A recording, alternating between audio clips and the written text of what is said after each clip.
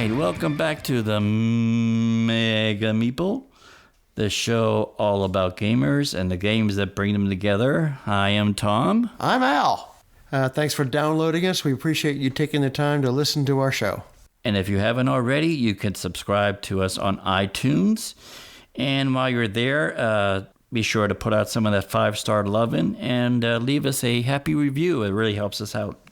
And we are on all the different social networks, even the ones you can't even think of. Instagram. What else is out there, Tom? We got all kinds of stuff. We got Twitter. We got Facebook. We got... we're also available, as Tom indicated, on a website. We're at the www.themegameeple.com. That's all one word, themegameeple.com. And you can find some of the information about what we do here on that site. Very good. So, without any further ado, let's whip up some mac and cheese, grab a Mountain Dew. Let's get on with the episode.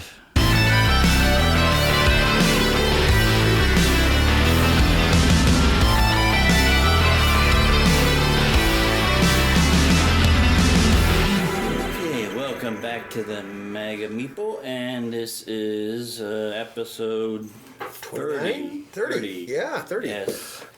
In fact, if you noticed last episode, I didn't say what episode it was, at least not in the final edit, because after we got done we recorded 2 episodes that day. I forgot the one episode number on the first one, and then when we recorded the second one, sure enough, when I went back to edit it, I said the wrong number. So I didn't. So if you notice, the episode number from last week mysteriously disappeared somewhere. That's a little inside baseball on our high technical capabilities and archival methods here. But well, this one's good. We have about a week or so before Christmas, and we thought we'd get together and do a gaming Christmas list. And now this is not necessarily what we want for Christmas, although maybe. If you like some suggestions, we can certainly tell you what we want for Christmas, hint, hint. And but this is for if you have a gamer on your Christmas list and you're not sure what to get them, we're just going to throw out some suggestions on different styles of games and what we would recommend you get that person if they're this type of gamer. So let's see, we got a variety of categories here. So the first category I have listed here is new gamers or newbies. So what do you have on your list for the newbie on their list? You know, that one always is tricky because you never know what people are going to be turned on by. Sometimes Steam has a great deal to do with how they do that, but you know, the classics there aren't too bad. The first ones I would probably suggest to people that are saying, hey, I've got a kid and he doesn't know and he's 13 and he's heard about some of these games. I would probably pick one of the classics, like a Catan, Carcassonne, and the one I think that would works for just about everybody because the theme is almost universal. Ticket to Ride. Yes, I've heard that sort of that game is one of the ones that really comes up as I guess like a gateway game, or introduce them into the whole. The world outside Monopoly and Risk and the nice thing about all 3 of those games is once you've figured out how to play them, because there's only about a 4-page sheet for each one of those, then you can get the expansions for each of those and you're all set. You got some games with some bite to them. I went with one that if it's somebody that may even be just on the group that plays Monopoly or stuff like that, that they may have very well have played this game that I'm thinking about. I think it'll be the new version of it will help them bridge over to more modern hobby gaming. And I had Stop Beef. Oh yeah, I agree. So make that connection of the game that was popular 20, 30 years ago, and maybe bring them into the modern age of gaming with that one. Yeah, and the rules aren't too hefty on that one. It's a good choice if you're trying to sit down and teach someone for about 10 minutes. Yep. And Patrice, you're joining us today, and What do you have for Christmas list, people? Code names. Code names, yes. Good fun party game, easy to learn, lots of fun. And there's so many variations. There's code names, there's code name pictures. Now they're coming out with Disney and several different variations of the game, so you can just about hit anybody's likeness. Mm-hmm. They have a Marvel, code names Marvel. Yep. So, you know, the Marvel fans, the Disney fans. And that's a great game. I was going to say Carcassonne. That was the first game I learned. That was her entry game. That was my entry game into gaming. Yep. Played it twice and then went out and bought 4 expansions. That's yeah. that usually starts the ball rolling. Yeah, the designer for Codenames is Vlada Chvátil, and his name will come up, and I think in several of these next set of categories coming up. Next category I have here is card games. So for people like other than like poker or Texas Hold'em. Never got to play that one, but back when I was working there, during the lunch hour, we'd have a table of people that would play that during their lunchtime. I love me some. I've actually gone to the casino and played that and lost money. Which is probably a good thing that I never got into it. It's like smoking cigarettes. You never want to start because you can't quit. But Well, ain't that the truth? So what do you have for card games for the people on their gaming list? Uno. Uno, yes. Uno's a good family fun game. And there's a lot of variations to that one now too. Nice stocking stuffer. Yeah. Skip Bow is another one. And if you got some hardcore gaming type people, there's Mystic Veil. Yeah. Card crafting game. Yeah. Crafting game. And deck builder games. Yeah, if you're not familiar with card crafting, by the way, it's basically, in this particular game, you are creating the card. In other words, there's a little plastic template, and then as you go through the game, you are basically creating a magic spell by creating the interior of that card so that it makes an individual spell that you're making. And it supports ecology and so on and so forth. Fun game. Worth looking into. But that's not my choice. My choice would be, and I may be influenced by my friend, but a Robert Burke game, who's an individual, lives nearby here, has a game called Draco Magi. And that's one of my favorites. I rather enjoy that game. Beautiful art. Operation Faust. And several of his others that are card oriented are also excellent. But in this particular case, not only do I have the game, but I have a couple of posters that he created for the purpose. Cool. Oh, Miss Kiana's in the background going, Battle for Souls. Which is another Robert Burke game. So we're going to see if we can get Robert to sponsor this particular episode for us. My card game, it'll be a little short. It's a Mystic Veil, because I thought that would be a good one to play cards for people who like card games, and then it also introduces the whole different gaming mechanics like the card crafting and my roommate Matt. He's not into card games, but he'll play Mystic Veil. Yeah. Just because it's just different enough from just a regular, bicycle card deck type of game. One more I'll mention is a game I used to play quite a bit. Kind of an entry game for me was Thunderstone, which was a kind of a dungeon delve game, but using cards to do it, both to handle the weapons and also to create the dungeon. That was a lot of fun. Okay, cool. Category I have is deck building, a staple in the whole deck building type of games, and I'm going to say Dominion. Yeah. And they have Dominion 2nd Edition out, and a whole slew of expansions. I haven't seen anything about that yet, Tom. How does that play? Is that any different? I've yet to play the 2nd Edition yet. So it's something I'll have to check out. I'm not a deck builder, but I do like Dominion. Yeah, Dominion's a lot of fun. One that I like is one that Patrice got as a gift recently called Century Spice Road. Okay. It uses kind of the same kind of theory. You're buying out material. It is Splendor. It's Splendor on Steroids. steroids, yeah. Because it plays a little bit differently. You have to bid for cards, and you don't pull chips like you do in Splendor. So it takes another dimension to the game, but I really like that game. Yep. Now the next category I have is Euro games. Now we're getting into the type of people on your list that, like I said, you got to be careful because chances are you got to find out what they don't have before you go out because chances are if they're a gamer then they might already have these games. So just keep your receipts.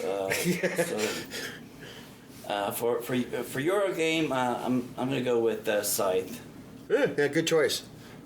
So and this past month at Mace, I hosted a game of Scythe that I had 5 people come in and sign up for play. None of them have ever played before, and like I'd say within 15-20 minutes they were because I was just basically going around the table to each person during their turn and say, okay, well this you could do this, or this is what this means, and stuff like that.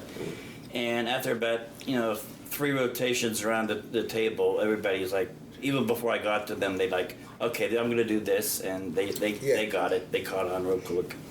It's a complex game that's easy to learn. Mm-hmm. My choice for a Euro would be one that almost looks like a Ameritrash, but plays like a Euro, and that would be Eclipse. Okay. I found that was, although the rules aren't exactly easy to pick up, once you learned it, I wouldn't really call it worker placement. Patrice was kind of looking at me like, worker placement, don't you think?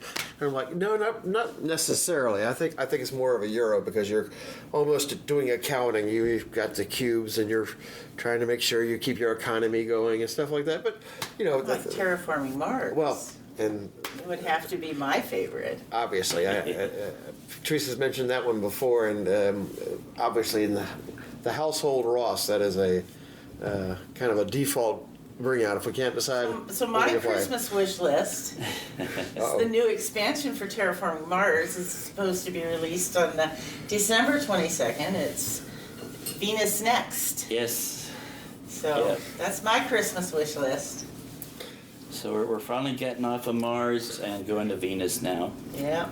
Now, next category I have is dice game. And Patrice, why don't you start us off with this one? Alien Frontiers. Alien Frontiers, okay. I have not played that one. Do we have that? We have a copy. It's sitting over here.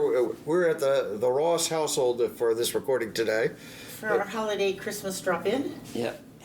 and we do have a copy of that. So we ought to play that We one. ought to break Thomas. that one out. Okay. Yeah. That was one of the first Kickstarters for board gaming. Came out 2013-ish. Oh, okay.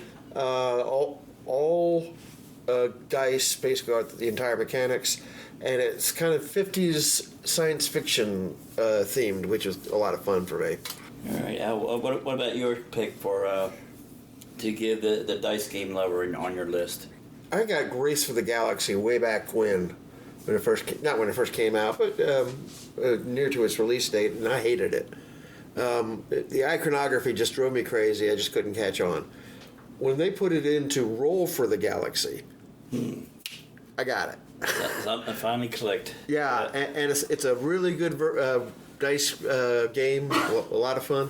One I want to check out, I hope I'm not stealing your thunder here, is Quarriors. I've heard that's a really good dice game as well. Yeah, I played that once before, and yeah, it's very dice heavy, and yeah, it's like you can never have too much dice. That's sort of like an old favorite for mine.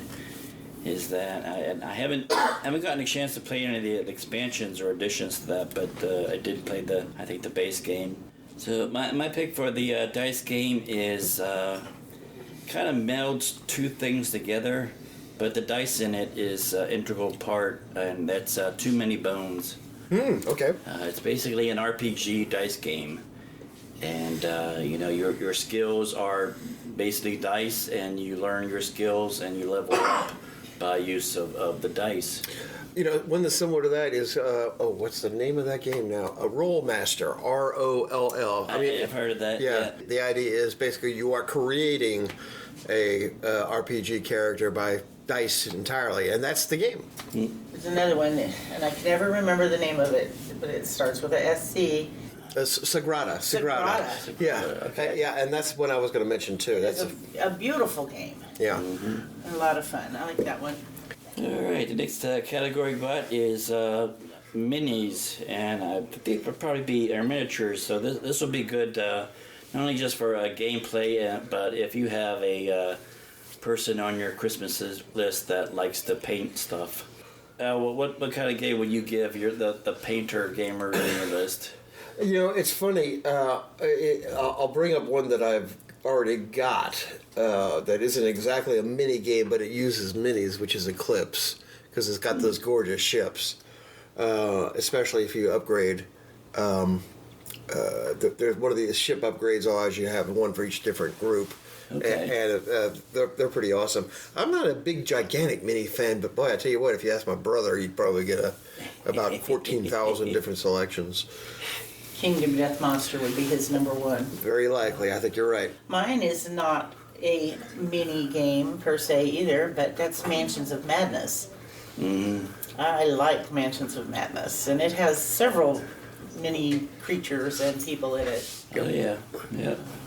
which is really, really fun.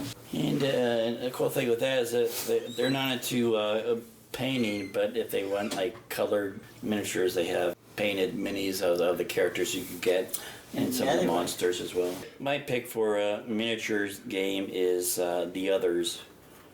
I have not played that one Because yet. the characters are really really cool, and just the monsters and demons and stuff on that thing is just, they're really wild, and some of them are downright frightening. So you could get really you could probably get as gross as you want in painting some of those things. Yep. So the next category we got is family/kids. Not that family slash kids, but family kids type games. I'm all in favor of family slashing kids. I'm going to start off here, and the one I got recently from IDW is Perdlock Homes. That is a really cute game. It's sort of like Hidden Identity. Everybody knows the character you're playing except you, and they have to give you you're placing cards down that are clues that you're trying to search for to find out who your identity is, and the other people in the game has to tell you whether the clues you've laid down is either a lead or a miss. Oh, okay. And by that you have to just deduce on what character you are and what time of day or evening that you performed the crime. And the thing is, there's a track that you lay out in the middle of the table, and Furiarty is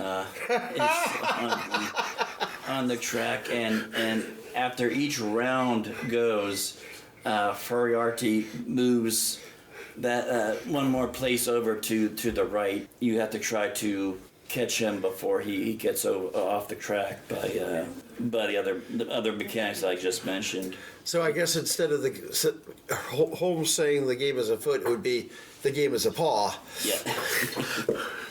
In fact, there's a card you can flip your card over to pause the game, and that's exactly what it says: pause.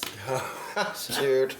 Let's see, I guess my favorite kids game, Kiana just came over and made the suggestion to me. I think it's a good choice.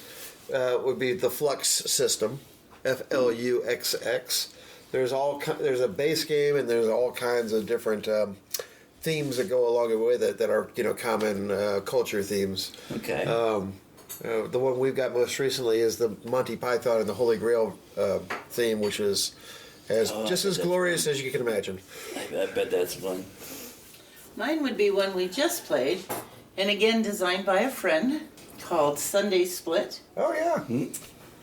Nate Bevins. Great little game. Your goal is to build sundaes and to try and have all three flavors of ice cream, and make sure that you have whipped cream and sprinkles. And avoid vegetables. And avoid the vegetables. Yeah, it's a really quick learn. and it's A quick surprisingly play, and it's fun. even though it's a family game, it's got some depth to it. It does. Yeah, cool. I met him at the did? Extra Life event.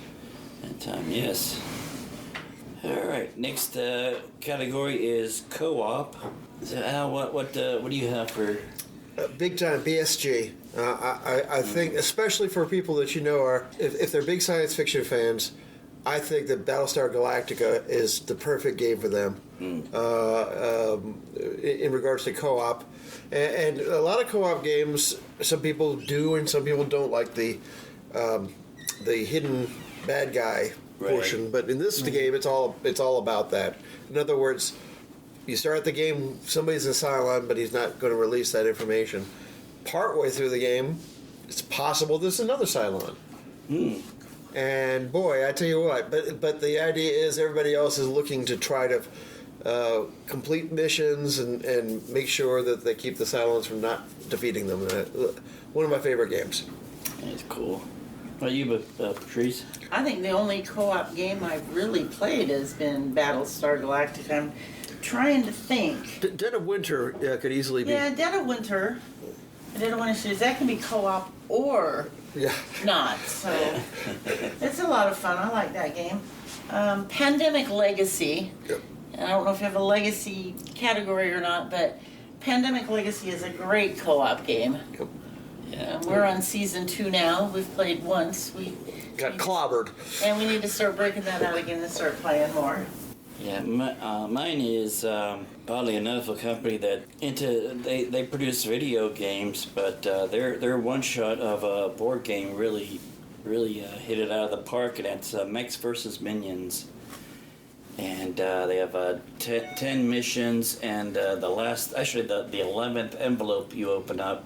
Doing any spoilers here, but the game's been out for a year, so if you haven't played by now, 1, 2, 3, get off the line if you don't want to hear the spoiler. So the like the 11th envelope, you could go back and play the 10 missions again, but with some added difficulty and some new finesse added to the missions. And actually, if you go on I believe it's either Riot Games or League of Legends.com, but if you go on Mechs and Minions, you could actually build your own mission and put that together, and you place where where you want the boss to be, or where the bomb's going to be, or where the minion's going to be. But you basically create your own mission. Type in the escalation scenario, or what the goal is, any special roles or mechanics, and print it out. And you print it out basically the way it looks like in the other envelopes, like a file folder. Nice. So that's pretty cool. So that's got a lot of nice miniatures too, if I recall correctly. Yes, very much. All right, next category I have, if you don't have like co-op, they usually like competitive games. So who's Patrice? What do you have for the competitive people on your list? I have 2 that I really, really like. Champions of Midgard, especially with the expansions. Yep. And Lords of Waterdeep, which they're both basically the same. One's Vikings and one's Fantasy, not Vikings. Yes, but I love both of those games. Both of them work replacement, but they also work within this context as well. Yes. How about you, Tom? For me, I only played this one once, but I thought it would be good. Is New Angeles. I have played that. I like that game. I have not, and I want to. I have to place a disclaimer on this, because it seems to me that game really shines the most with a certain type of gamer.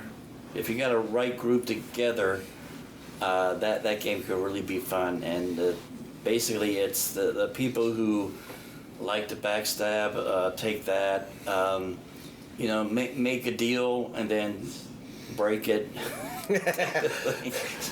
I've never been known for anything like that ever.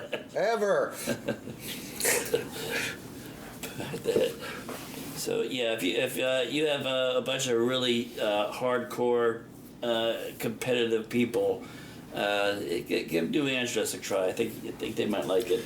You know, another choice that's very similar to that I enjoy, you know, is also heavily themed is Game of Thrones, which is it's a nice everybody against everybody, and Kitty Bar the Door, highly recommended.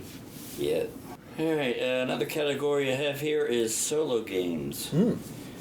Now for this one, pretty much a lot of co-op games you can give to somebody, and you can play a lot of co-op games solo. Just take a Fight the system. Yep. Play a few 2 or 3 characters, but for a game that is strictly solo, I'm gonna have to go with the Hostage Negotiator.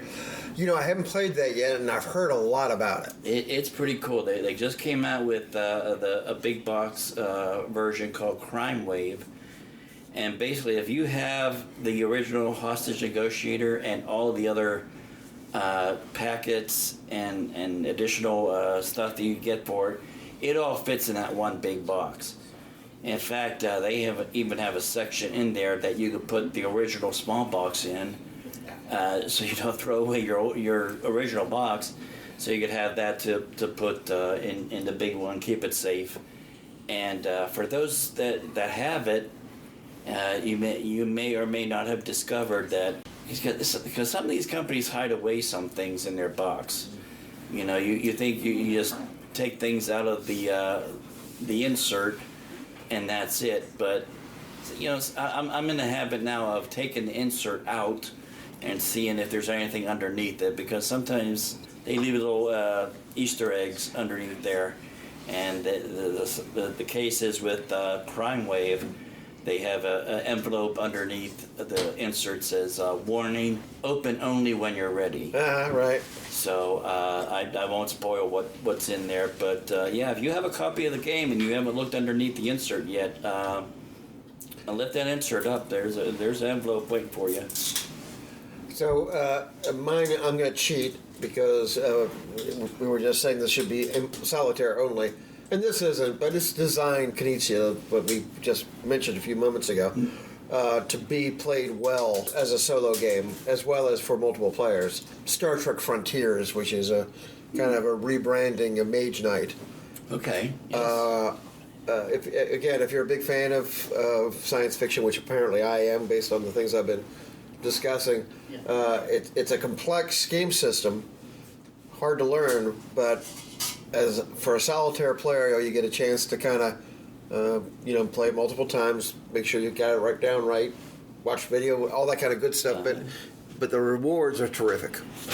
And not necessarily a game, but even a game accessories and stuff like that. Like for stocking stuffers, for me, I put down just dice. Yep. You could always that have was my first dice. My first thought too, because you can never have too many dice. My brother and I, when we first went to a convention together way back before there was dirt, one of the places had what they called a dice grab bag, and you paid X amount of dollars, and you literally just grabbed your X amount of dice out, pull them out, and they're all yours. And if you take Mr. Tommy for that, because he has huge hands. Yeah, it is unfavorable for people with small hands, like me. We have a friend that has huge hands, and he can grab between 50 and 60 dice. It's ridiculous. In one handful. And if you're an RPG player, of course, having all those kind of different numbers of dice and so on is almost essential. Yeah. But I just earlier this month I got one of my Kickstarters of the Cthulhu metal dice. Ooh. And I saw that when you posted it. Had a bunch of other dice that included it. So I have a Kickstarter coming. Probably should have it by next week. Maybe right after Christmas, but it was Wizard's dice. And there's like a wizard's hat and a spell book and a wand. The dice are literally carved in the shape of a wand, etc. So they roll so that, for example, the wand will end up with a number showing. Okay.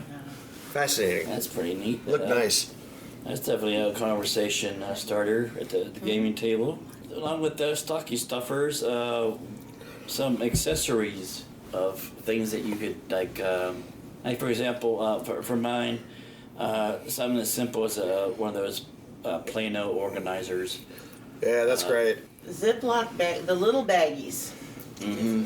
They're starting to send them more with games now, but some of the older games, they don't have baggies for the individual token things. Right. So everything just gets piled in, and then you spend 30 minutes separating everything before you can play the game. So Yeah. the little Ziploc baggies. And we talked about this, I think, a couple of shows ago. Those broken token type of accessories Yeah. are always handy as well.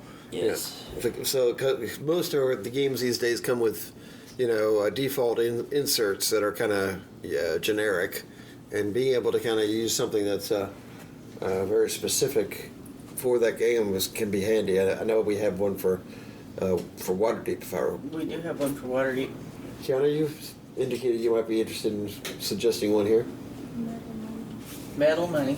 The generic metal money that you can use. Oh yeah. Or the little kits that have the really cool looking coal and The treasure chest. the treasure chests. Yeah. Those would be awesome. Scythe has some nice money out there. It's a nice accessory for Scythe. Stonemaier, I believe it's Stonemaier Games has, I want to think, at least 3 of those like treasure chest things with all kinds Oh, of yeah. different. And they don't say that they're attached to a specific game, Right. but it's real obvious that that one was meant for Power Grid. I love Power Grid. The person on your gaming Christmas list is expansions. Caveat, you got to make sure that they have the core game before you get them the expansions. Unless you really want to give them a really good Christmas gift, is give them the expansion And the base. core game as well. Which is exactly what somebody did for me. They gave me Terraforming Mars and the Hellas expansion. And Elysium. Cool. Yeah, Elysium nice. expansion, so. Yeah, I think she rather enjoyed that. Well, I would if somebody had Champions of Midgard, the Valhalla and Dark Mountain expansions. Expand the game and just make it that much more interesting and more fun. Okay. I think Alien Frontiers gained a lot by its set of expansions as well. So, although I don't own any of them, I've played several of them, and I think they did a great job of creating a new experience. Go ahead, Kiana. I think Kiana's can't stand it and wants to say something. If you have Mage Wars, the expansions really help to expand the game, and I'm an avid Mage Wars player. Yes, you I are. compete every year if possible, Oh, wow. and the expansions really help. Okay. Yeah, my choice for expansions is really any of the time story scenarios. Yeah. We haven't played that yet. We have time stories. We keep saying we're going to break it out, and then something else comes up, and we haven't broke it out yet. Usually, Terraforming Mars. All right. Now the next category we have is we call it the heavy brain buster. These are the ones that probably for the real hardcore person, they really like to rack their brains and wrap their head around some games. So First Martian. First Martian. Yeah, I'm still trying to learn it. Yeah.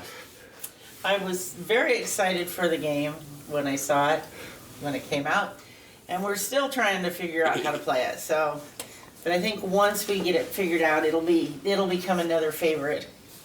Yeah. I was thinking the Twilight Imperium series, because those are a brain buster. Yeah, they certainly bust your brain by making you play for hours upon end. That's for sure.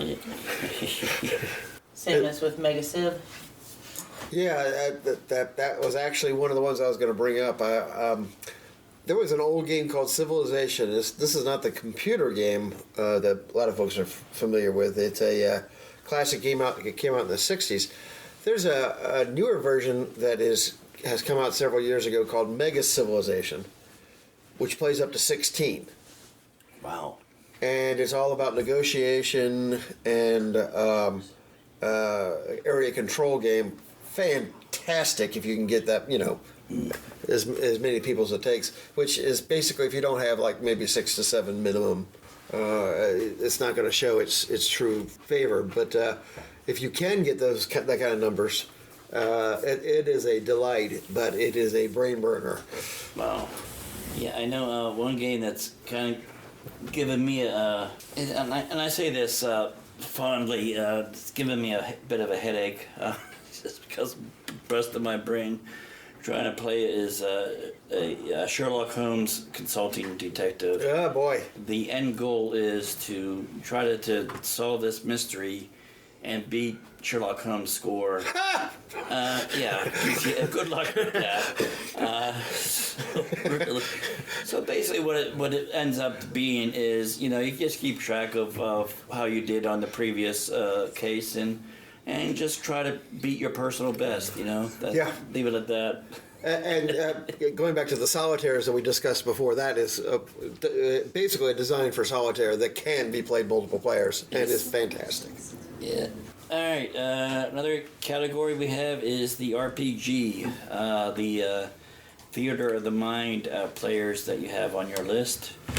I'm gonna go with the first one I played, or the first one I GM'd, is the End of the World Fantasy Flight Games series of books. I have 4 books out of different themes. Mechanics are easy.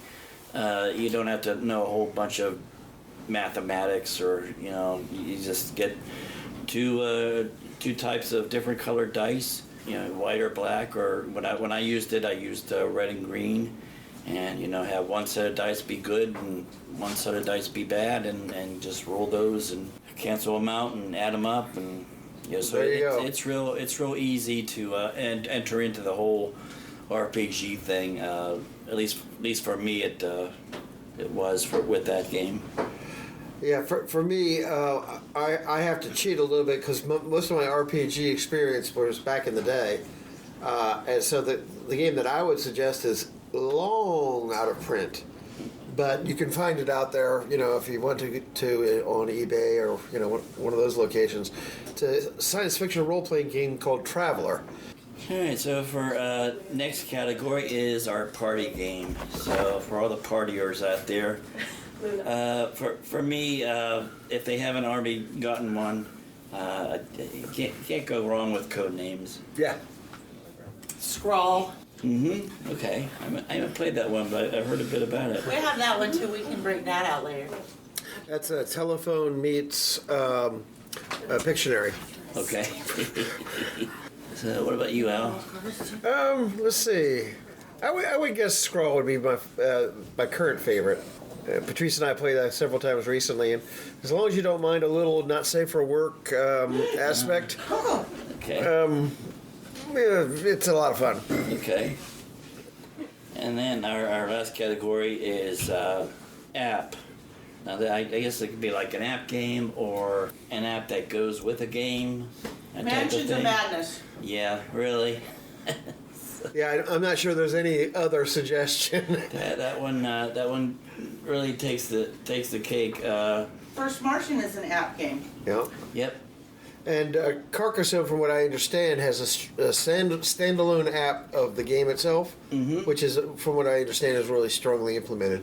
Okay. Very good. And other one is it's not like an official app for the game, but it really helps with the game, especially if you're doing solo or just need some help keeping track of the score. Is the Scythe Kick.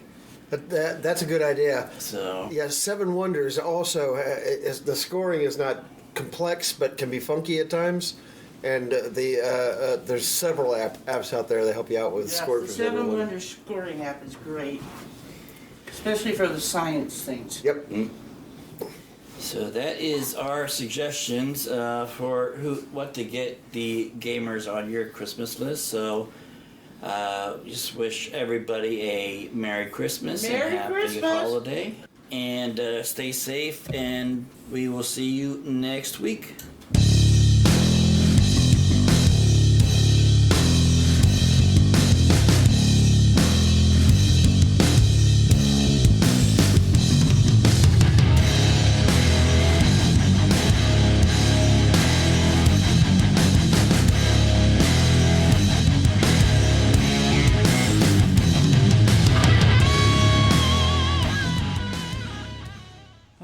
welcome back to the Mega Meeple. And with the new year approaching us very fast, a lot of people are putting their New Year's resolutions set up.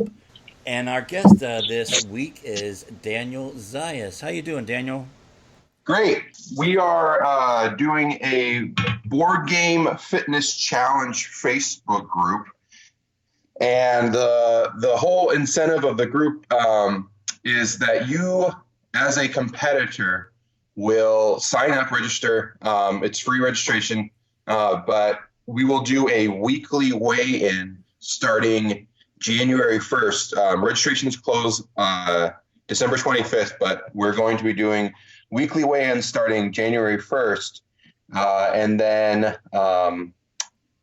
whoever loses the biggest percentage of their original weight over the course of a quarter, so 3 months worth, will actually win a bunch of prizes. So we've got like Charterstone or Azul or a number of other games out there. And it's sponsored by Big Kid Games. They went to bat for me because it's a very new concept. It's not a new concept in the sense that there have been weight loss challenges in the past, but I specifically am targeting board gamers because I work in the industry. I guess I should have started with that, right? So I am the U.S. sales manager for Long Pack Games, is a Chinese manufacturer of board games. So they've made like some of your favorite titles like King Domino and Queen Domino and a lot of IDW games and etc. Right? So I have come up in the industry and then made a few friends in the process who are able to help us with these types of competitions. And yeah, so I'm floored. I had no idea at the response it was going to get, and we've already got something like 130 people signed up to compete this quarter. And the rest of the people in the group are really there to like cheer them on along the way. If you actually go to the Facebook group, which is it's facebook.com/groups/board game fitness challenge. And if you go to that group, you actually see a lot of people who have already lost weight or started down that path, sharing their stories.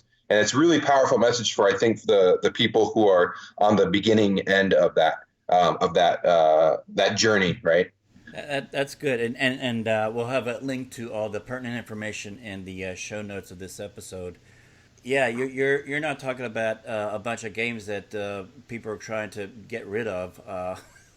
Yeah, they're all new stuff. It's all new games coming out. Like, top tier, premier stuff that people are wanting now, and it's good that if you're doing RPG, the whole theater of the mind and the imagination, and you're doing heavy strategy stuff. Yeah, you're working your mind, but if you're sitting there for hours and hours eating chips and dip and drinking Mountain Dew and all that stuff. Yeah, and in the group as well, you have a bunch of people also sharing like their plans for how they plan to attack it. And we also have, we've got a couple of admins. One of them actually is the owner of Big Kid Games, and he was actually an owner of a gym and is very, very knowledgeable and has gone to college and gotten all sorts of degrees for physical fitness. And then we have a lot of other people who are just joined, who are also part of, in their professional lives, are physical trainers and all sorts of, maybe even what do you call it? Like on the medical side even, right? So we've got a lot of people actually offering their advice and resources and it's really cool to see those threads and interactions. That's good. That's good. Now, you pointed out that it's based on the percentage of the weights rather than the pounds. Yeah. So here's I mean, in very basic research, I've learned that when you do a competition like this, if you do a pound for pound challenge, it's actually a disincentive, right, for some of the bigger folks to come out and try their best, right? Okay. And it, what I think would happen is that as we go through this, you're going to see we're going to be cheering on more the folks who are needing it the most, I would say. Okay. So Now, I'm in the most sensitive way possible, right? Because we're there, everyone's there to support each other, but we want to get folks out there who really need this, and maybe not the vanity pounds folks. right, right. Now, I'm going to ask you a bit of a hardball question. Go for it. Now, what I guess I would think, other than the honor system, well, really, what would stop somebody to put, a number in when they sign up, and then each week just come up with some kind of arbitrary? No, I lost 10% this week. Yeah, so that actually came up in the group, and as a response to that, we actually developed a method which is to use photo evidence. The photo evidence is not of you; it's not of you, the person. It is actually of the scale itself, with a secret message on a paper that you put on the scale with the image. Okay. Yeah, again, this is a sensitivity issue, right? So I'm trying to, being tugged both ways, where I want to run a fair competition, but I also am sensitive to the fact that, weight loss is a very, very touchy topic for a lot of people. Right.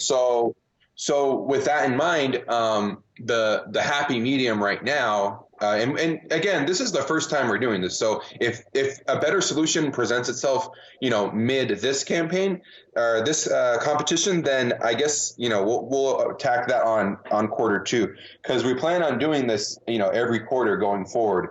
But the solution was to just have a picture of the scale with a number, and they're standing on the scale. They take the picture of the scale, and they have the message on the secret message, so to time it correctly. Okay. All right. Cool. All right, and the deadline to if people want to sign up for the first quarter starting in January next year, that's December 25th. Yeah. So what's going to happen is December 25th. Leading up to that, we've been doing this like, hey, if you're going to compete, within the group itself, to sign up. But December 25th at 11:59 p.m. I think that's Central Time or whatever. But it's very clear that you need to be in there before then. And then after that, December 31st is actually the initial weigh-in. And then that'll be the initial weigh-in for the original weight. And then on a weekly basis, we will do the weigh-ins after that. Okay, excellent. All right, now if people want to, now we had again, we'll have the link to the Facebook group in the show notes. But if people want to find out more about the challenge or you and your company, where could they go? Yeah, so I wear many hats in the board game industry. You might be aware of that. I run a consulting business on the side where I actually help Kickstarter creators realize their dream, right? And not a lot of new Kickstarter creators are connected to the right people to help them solve problems in logistics and shipping and fulfillment and et cetera. So I really do help with that part of it, as well as help them present the best campaign they can do. All of that information is available on dzayas.com. So that's my personal website. If you're looking to manufacture a game, right now I would argue there's not a lot better options than long pack games. They have a really, really great track record, and they've made a lot of successful products. And even in the volumes of King Domino, where they won the Spiel, which means that it turns into churning out a lot of copies, a lot of units of that game. So if you're looking for a manufacturer of your game, I would highly recommend checking out Long Pack Games. And it's longpack.com. And then also the actual Facebook group for this competition. You can go ahead and just go to facebook.com/groups/board game fitness challenge. It's the full name with no spaces and all that. Okay, great. All right. Well, if you've always wanted to lose weight, this is the thing to do, and you got some incentive, and who knows, you might win some pretty cool games. So thank you so much, Daniel, for being with us this week. Yeah, thanks, Tom. All right, take care. Well, thank you so much for listening to the Mega Meeple. If you'd like to help us out with hosting costs for the podcast, you go to our Pod Pledge site and donate $1 or so every month. Really helps out. Yeah, we also have a Patreon presence, and we'd be happy if you also help us out there.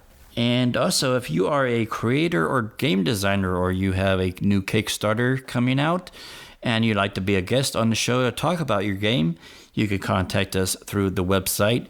Again, that's www.themegameeple.com. So thanks for joining us. He's Tom. He's Al. And hope you'll join us again next week.